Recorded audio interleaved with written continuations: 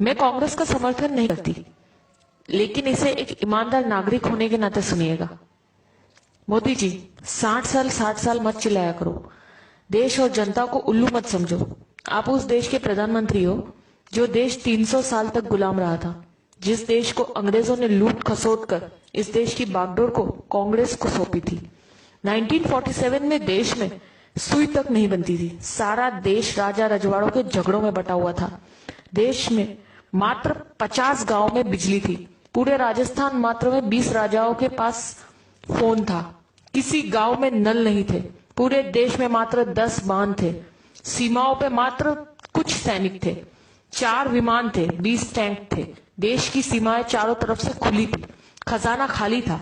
ऐसे बदहाल में हमारा हिंदुस्तान कांग्रेस को मिला था। इन 60 सालों में कांग्रेस ने हिंदुस्तान में विश्व की सबसे बड़ी ताकत यानी सबसे बड़ी सेना तैयार की।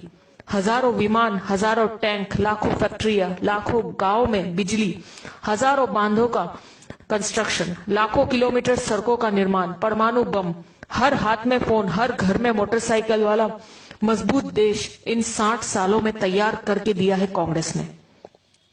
भारत ने पिछले 60 सालों में तरक्की भी बहुत की है। भूतपूर्व प्रधानमंत्रियों ने कई इतिहास रच दिए, जिसकी वजह से भारत आज एशिया की दूसरी सबसे बड़ी ताकत है।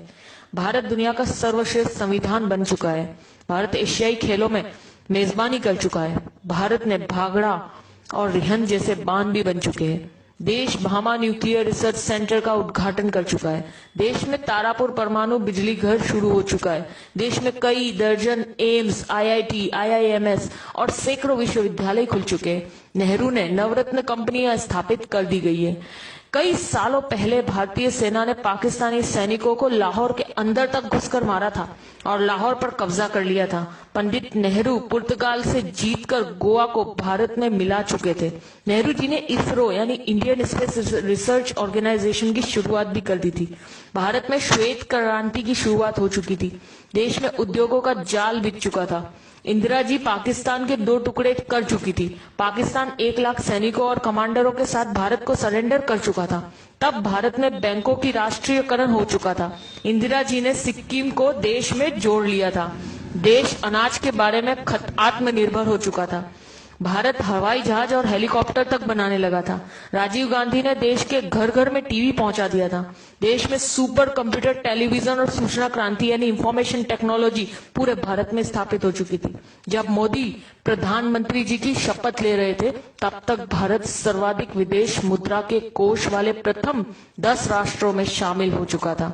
इनके अलावा Chandrayaan, Mangal mission, GSLV, metro, monorail, अंतर्राष्ट्रीय हवाई अड्डे, न्यूक्लियर पनडुब्बी, ढेरों मिसाइल, पृथ्वी, अग्नि, नाग, दर्जनों परमाणु संयंत्र, चेतक हेलीकॉप्टर, मिग, तेजस ड्रोन, अर्जुन टैंक, धनुष तोप, मिसाइल युक्त विमान, आईएनएस विक्रांत, विमान वाहक, ये सब उपलब्धियां देश ने मोदी के प्रधानमंत्री बनने से पहले हासिल कर ली थी।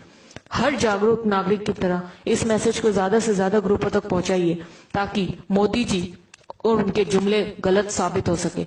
जी बार बार उनका पूछना कि 60 सालों में क्या हुआ, तो उन्हें पता चल सके और अंधभक्तों की आंखों से पट्टी उतर सके। जय हिंद।